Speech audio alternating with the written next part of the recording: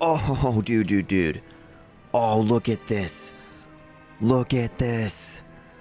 Cruel Balrog Blade of Quickness. It's ethereal, 40% increased attack speed, 238% enhanced damage. Blue item. Oh my gosh, I hope this gets 2 sockets at Larzuk. Oh, I really hope this gets 2 sockets. Here we go. All right, come on. Hey guys, it's Off Meta Michael here. I've got another off meta build for you here online on non-ladder. I'm not playing the new season, so I decided to focus on my gear and characters that I have acquired through non-ladder so I can make some cool, really cool builds. Anyway, what I have for you is a Penta Elemental Barb. So he has 5 gear specs. What we're doing is we are using Mace Mastery, okay, as the basis for which weapons we'll be using, and Double Swing. Anyway, with that spec, I'm able to generate 5 different elemental setups for this character. We have Fire, Ice, Lightning, Wind, and Holy. And I think you'll really enjoy it. And I've got a banger of a tune that I wrote for this, a very prog rock type style of music, and followed by notable magic item, which I think you'll find interesting. So anyway, thank you for being here, and let's get going with the build. So I tried it. Well, the rest is history. I love it, and he introduced me to something really good. And I know now the next question. Digging in deep all the time, you will say now, what does your wife think about that? Let me ask you something. When my wife's father has introduced me to Stogies, what is she gonna say?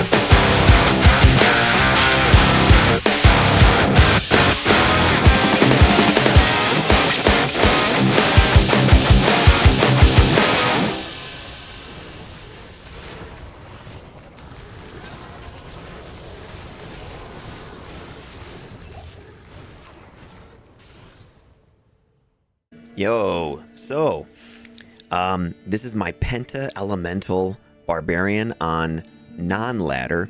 I first created this character on Season 7 ladder, Ifrit, and he was an elemental fire and lightning type character, and then he became a full pure fire elemental melee barbarian.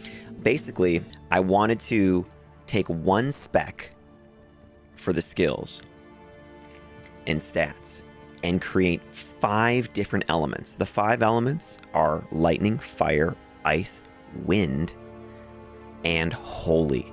And those are the 5 different types of barbarians that I can play with this character. And all the gear is available in the stash so that I can switch to it, and then I can farm an area if I want. It's really fun, and it took me a long time to generate all of the necessary gear and everything for it. What you see here right now on the screen in the inventory, I have 2 rings equipped, an amulet, belt, gloves, boots, and then there's an assortment of charms in the inventory, and the rest is all open right now. So here's the Annihilus charm, and then here's a teleport amulet with torch, and then I've got max damage attack rating charms. All of them have 3 max damage and then something else, right? And then I have a Geats, and then of course the Herodric cube, right? The amulet is High Lords, the boots are Gore Riders. I've got a rare ring with lifesteal, attack rating, strength, poison length reduced, lightning resist, and poison resist. Very nice. And then this crafted ring, 11% lifesteal, 103 attack rating, 1 strength, 12 life, 15 poison resist, damage reduced by 2, 2-piece death set upped. So for the most part, this is how I keep it. Mercenaries wearing Infinity, Giant Thresher Ethereal, and a Chains of Honor. And then the helmet, he has Metamorphosis on for the Cannot Be Frozen and Crushing Blow. But I will use that sometimes with my character as well. This is how it works, is we have 1 spec, so 20 battle orders, 1 point down to Battle Cry for reducing enemy defense and damage. Taunt I use as well. I do use Find Item, 1 point. 20 Mace Mastery. All the weapons that I use on this build are Mace class. 5 base points into Natural Resistance. And then we have 20 Double Swing, 20 Bash. I like Double Swing because it has fast frames, and when you get to a certain level with it, it no longer has a mana requirement. 1 point to Frenzy, so we can get some Frenzy stacks. 1 point to Whirlwind, so we can Whirlwind through mobs if we need to, which is really nice. Let's take a look at the gear, right? So let's say I want to do lightning, right? I have a Dream Helm. I've got a faceted armor, okay? I've got dual Storm Lash, right? So these each have a facet in them as well. Neither Storm Lash was perfectly rolled. This has 289 enhanced damage. This one has 243. So I put imperfect facets. -3 + 5, -5 + 3. I didn't think it was worth putting a 5/5 facet in those for this. And then of course I have the charms. So like I have, look at these great charms I have for lightning. I accumulated all of these, by the way, on Season 7 ladder, the last ladder. So 109, 87 max with max damage, 114, 90 with 32 life. This is 125, this is 114, this is 106, and 106. Those are all large charms, you know? And here's another one, 123. These are leftover that I have too, that if I want to fill the rest of the inventory with lightning-based damage, I can. And then I've got these small charms here. This is 65, 41, this is 56, this is 60, and this is 45. So, and then I've got a Demon Limb for the enchant, right? So basically I would fill up the inventory with all of those to boost our lightning damage by a great deal. And there we are with our lightning-based barbarian now. And look at how sick he looks. Okay, I will show you the wind variant. The wind variant, I used Metamorphosis for a little bit of Crushing Blow. I put the Dream on the Mercenary. His Infinity rolled -55 to enemy lightning resist, so the Dream actually gives him a nice little chunk of lightning damage, so that's kind of sweet. So here is the Wind Barbarian variant, and this one does require changing the rings. So 2 Carrion Wind rings, see? We've got this one with 8% chance to cast level 13 Twister on strike. Those cause little micro stuns, which are kind of cool. So I have 2 of them, which when you combine the same level. The chance adds together, but the level stays the same. It would be nice if the level also increased, don't you think? Anyway, so it's a 16% chance to cast level 13 Twister, and then this one is a different roll, 5% chance to cast level 15 Twister on strike. And then we have the 15 Cyclone Armor when struck, which looks kind of cool because it like whirls around you. Unfortunately, it doesn't stick around very long because it's not synergized. But it looks cool when the Barbarian has the Cyclone Armor swirling around, and we've got all these tornadoes and twisters. So then the Stormlash, of course, has Tornado on strike level 18, 20% chance. So, and that's a couple hundred damage that those do.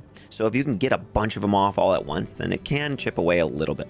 But mostly it's for the style points and just the theme, you know? As far as the charms go, what I opted for with this was more physical damage charms, an emphasis on attack rating, so I could get as many procs as possible. So like you can see, here's some grand charms, you know? These ones had 10 max damage with attack rating. This has a bunch of attack rating with dexterity, bunch of attack rating, like 75 on this large charm, 55 with dex. You know, these are like 34 or 36 on the small charm. We've got let's see here, a 129 with dex on this grand charm, 32 with the small charm here. I've got a large charm with 8 max damage and 46 attack rating. Hello, that's amazing. And so basically I just used all these in the inventory, switched to them very quickly, and you can get the attack rating up. So that's the wind spec. Okay, for the holy spec, dual lawbringers. Okay, and then I decided to enhance the fire damage that is on the lawbringer here. The lawbringer has a level 17 sanctuary aura, decrepify on striking, 210 fire damage, 180 cold. So what I did was, it's doing holy, or like a type of magic damage to undead only, you know, which is what's on the sanctuary aura.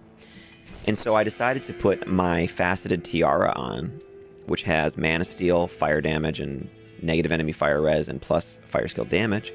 I decided to put a duress on, which has cold damage and crushing blow, and kind of add to the cold and fire damage that's on here. And then for the inventory, you know, what I did in the video, in the montage, was I put all my fire charms in there. So I had Asunder with all these different fire charms, okay? And that was how I spec'd out the holy variant, where I was basically targeting areas undead presence, you know? And Mercenary's wearing the Dream now. So anyway, this worked out really well, actually. You have Crushing Blow from Duress and from Gore Riders. You have Decrepify, which enhances your physical damage. And even though there's no enhanced damage on these weapons, I mean, with the Crushing Blow, with the Deadly Strike, with the elements that we have fire and cold, and the damage to the undead, which is crazy high. Look at this. Our damage to undead is, with dual lawbringers, which both rolled perfect, by the way, it's 1,140% damage to undead, which is crazy nice, you know?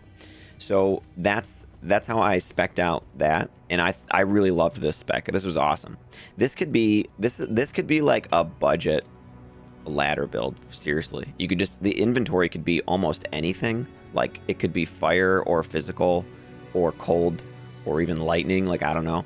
You could just put anything in here, and then the helmet could be whatever as well. You could put G-Face here for more crushing blow, and you'd be pretty decent with this setup. I mean, you just need a couple decent rings, Death Set, Gore Riders, High Lords, and 2 Caduceuses, you know, and you're good to go. So, or you could do Phase Blades, right? Anyway, so that's the holy variant that I made, and that was really sweet too. Here is the cold variant. So the cold variant now, we've got a perfect Nightwings, -5 plus 20. We have Duress for the cold, more cold damage. I take off one of these rings, and I put on a Ravenfrost for a little bit more cold damage and attack rating. And then I put on the Snow Clash. Okay, that's got more cold damage on it, and the Blizzard when struck. And then for the gloves, I switched this out, because this isn't that good on its own. I switched the gloves out for a pair of rare gloves I found, and they have increased attack speed, attack rating, life steal, fire resist 20, poison resist 11, half freeze duration. And then I put on a Voice of Reason for the negative enemy cold resistance. And I made it in a Scourge. And it also has Ice Blast and Frozen Orb on strike. And then I put on this, which I found last ladder. Check it out. This is a Nord's Tenderizer. It rolled 320% enhanced damage, and it rolled Ethereal. I put a Zod in this thing. So this is actually pretty good. Look at the damage, 218 to 268. Not bad. Not, nice average damage on that, you know? So I decided to go in on that and use this thing with the Voice of Reason. And the charms then are all cold damage charms, of course. So like, look, I've got a bunch of large ones that rolled pretty decent right here. This is like 14 to 26, 15 to 30 with Dex. This has life on it. 13, 27, 13, 28, 14, 23. And then I've got all these little small charms here that all have cold damage, and they're all decently rolled. Like this one's got 10 to 18. This one has 5 to 11, 7 to 13 with Dex, 5 to 13 with fast rate recovery. You know, you get the idea, right? And those all go in this space here. And this is a pretty unique setup too, I think. I haven't really seen this exact setup before. And we got the blue helmet, you know, and we've got all the cold damage, the frozen orbs coming off. Looks pretty cool. The last spec now is the fire spec. Faceted armor, and I personalized these so it says Ifrit's Jeweler's Ancient Armor of the Whale, Ifrit's Jeweler's Tiara of the Vampire. Dude, those are so sick, and they're red. Looks amazing. I have 2 Hand of Justices. I've got a Scourge and a Caduceus, which is just fabulous. And then of course all of the extra space is now charms for fire damage, and it is very, very effective.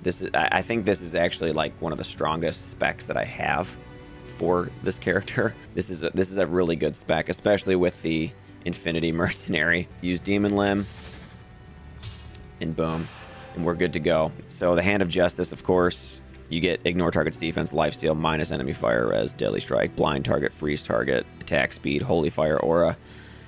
And because I made them in maces, I get damage to undead for both of them, 50%, which is great. You know, so this setup is excellent too. Anyway, those are all of the different setups then. Okay. Oh, dude. Oh, look at this. Look at this. Cruel Balrog Blade of Quickness. It's ethereal, 40% increased attack speed, 238% enhanced damage. Blue item. I've been looking for stuff like this because I'm trying to make magic items only characters, you know, in mercenaries and stuff. Oh, dude. Oh my gosh, I hope this gets 2 sockets at Larzuk. That is so sweet. Yeah. I've identified so many blue items.